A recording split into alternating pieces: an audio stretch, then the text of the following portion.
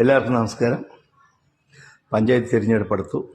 സ്ഥാനാർത്ഥികളെ തീരുമാനിക്കുന്നത് പാർട്ടിയുടെ തീരുമാനിച്ചോളൂ. പക്ഷേ അതത് പഞ്ചായത്തിലുള്ള ജനങ്ങളുടെ അഭിപ്രായം, അവരുടെ ഭൂരിപക്ഷം കൂടി നോക്കിയിട്ട് സ്ഥാനാർത്ഥി നിർത്തൂ. നിങ്ങളൊരു 3 പേര് തീരുമാനിക്കൂ. അതിൽ ആ പഞ്ചായത്തിൽ, നിങ്ങളുടെ പഞ്ചായത്തിൽ ഈ 3 പേരിൽ ആർക്കാണോ ഭൂരിപക്ഷം അവരെ നിർത്തൂ. അല്ലാതെ തോറ്റ ശേഷം തോൽക്കാൻ നീയാ കാരണം എന്ന് ഭരണപക്ഷവും പ്രതിപക്ഷവും തർക്കിക്കുന്നത് പോലെ, കുറ്റം പറയുന്നത് പോലെ അങ്ങോട്ടും ഇങ്ങോട്ടും കുറ്റം പറഞ്ഞിട്ട് കാര്യമില്ല. ഇനിയൊരു കാര്യം കൂടി, മുൻപ് നിർത്തിയവരെ നിർത്തരുത്.